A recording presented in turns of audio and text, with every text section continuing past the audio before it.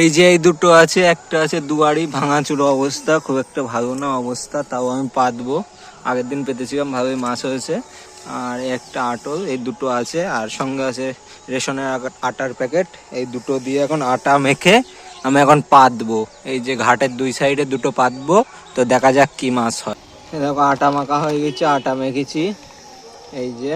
আর এটার ভিতরে আটা আমার দেওয়া হয়ে গেছে। তো এইবার গোল গোল করে এইটার ভিতরে দেবো আস্তে আস্তে। এই যে ওই চলে গেল ভিতরে। আর দিয়েছি, আর ওপর দিয়ে কিছু ছিটি দেবো। এবার পাতবো, আর এখন পাতবো, কালকে সকালে তুলবো। তো দেখা যাক কি মাছ হয়। এটা পাতবো এই পাশে, আর এটা পাতবো এই পাশে। পড়ে গেল, সিঁড়ির তলায় পাচ্ছি।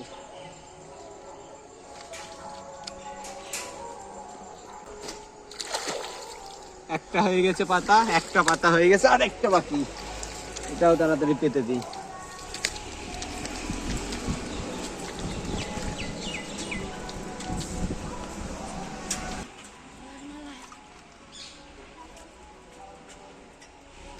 আর এই সাইডে এটাও পেতে দিলাম। পেতে দিয়ে এর উপরে আমি গোটা পেনা তুলে দিলাম। যেহেতু মাছ ঝোপঝাড় পছন্দ করে, সেই জন্য আমি আবার সাইড থেকে পেনা তুলে এনে দিলাম। আর আমার কাছে এই ঘুনি আর আটো এই দুটোই আছে। তো একদিন আমি এই সিঁড়ির নিচেই পেতেছি, আর একদিন ওই যে পেনার মধ্যে পেতেছি। তো পরের দিন সকাল সকাল চলে আসলাম। তো এই সাইডেরটা আগে তোলা হবে। তো দেখো কি কি মাছ হয়। আমাদের ধারণা ছিল চিংড়ি মাছ হয়তো আমরা পাবো, তো সেই হিসেবেই পাতা, চিংড়ি মাছ ধরার জন্যই পাতা। কিন্তু চিংড়ি মাছ ধরতে গিয়ে আমরা পেয়েছি তেলাপিয়া মাছ। আর আমাদের পুকুরে তেলাপিয়া মাছ অনেক হয়েছে। শীতের সময় কিভাবে ধরবো, তো একটা ভালো টেকনিক পেয়েছি তেলাপিয়া মাছ ধরার। তো এই সাইডেরটাও এই যে পেনা সরিয়ে তোলা হচ্ছে। এই সাইডেরটাও ভাঙাচুরো অবস্থা ছিল, ভেবেছিলাম মাছ পড়বে না। তা দেখো ভালো পরিমাণ মাছই পড়েছে। আর এখান থেকে এর পরের দিন আমরা জায়গা চেঞ্জ করে ওই যে সামনে পেনা দেখা যাচ্ছে, ওই পেনার ভিতরে পেতেছি। তো এই দুটো ঘুনিতে প্রায় 30টা মতো মাছ পড়েছে। এই দেখো আমি এখানে সব মাছ একবারে ঢেলবো, ঢেলার পরে সব গুনবো, গুনে গুনে তুলবো কত মাছ হয়েছে। তো প্রায় 30টার উপরে মাছ হয়েছিল। এই দেখো এই সব ঢেলে দিলাম। আটা দিয়ে পাতা আটা। আর এই ঘুনিটায় 10টা তেলাপিয়া মাছ হয়েছিল, আর ওই দুয়ারিটায় 10টার বেশি হয়েছে। আর এইগুলো মিডিয়াম সাইজের মাছ। আর এই দুয়ারিটায় যে মাছগুলো পড়েছে সেগুলো বেশ বড় সাইজের মাছ, মোটামুটি ভালোই সাইজ। তো এই মাছগুলো আমরা দুজনে ভাগ করে নিলাম।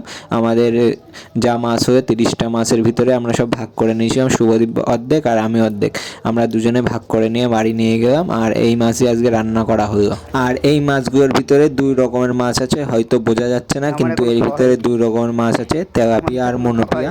তো তেলাপিয়াগুলো এরকমই সাইজ হয়, আর মনোপিয়াগুলো এর থেকে বড় হয়। আর প্রচুর পরিমাণ হয়েছে পুকুরে। আগের ভিডিওতে আমি দেখেছি বাচ্চা উঠেছিল জালে, তো কোথা থেকে এসছে আমরা জানি না। তো এখন আমরা সব ধরে ধরে খাবো। তো এই দেখো এতগুলো মাছ হয়েছে, এই মাছগুলো আমরা ভাগ করে নেব, আর আজকে আমাদের রান্না হবে। শীতের সকাল সকাল ভালোই মাছ হয়ে গেছে আমাদের। শীতের সকালে বেশ ভালোই মাছ হয়েছে, জলে না নেমে বেশ ভালোই মাছ ধরেছি আমরা। এই যে এখন এই মাছ কাটা হবে, কেটে আমরা খাবো। আর এটা হচ্ছে অন্য আর একদিনের ভিডিও, যেটাই বললাম আমি যে পেনার নিচে পেতেছিলাম। তো পেনার নিচেও ভালোই বেশ মাছ পড়েছিল। এই দেখো এই যে পেনার নিচেই পড়েছে মাছ। তা এর ভিতরে ক্যাকড়া হয়েছিল, আর একটা খুব সম্ভবত রুই মাছ হয়েছিল। এটা বেশ 10-12টা মাছ পড়েছে। আর এর সাইডে আর একটা যে দুয়ারিটা আছে ওটাও পেতেছিলাম। তো ওটাই 3-4টে মাছ পড়েছে, ওটাই বেশি মাছ পড়েনি সেদিন। আর ওটাই একটা চিংড়ি মাছ পড়েছিল। তো সেটাও দেখাবো, এরপরেই রয়েছে। তো দেখতে থাকো, সবই দেখতে পাবে। চ্যানেলের ওনার 9টা তেলাপিয়া, একটা রুই আর একটা কাঁকড়া। চবের কথা দেখো মাছ, मछली।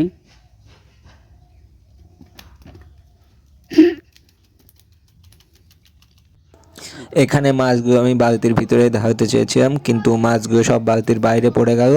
আর এই যে ক্যাকড়াও আছে, তো আমি ক্যাকড়াটা ধরে আবার ভালো করে দেখাচ্ছিলাম।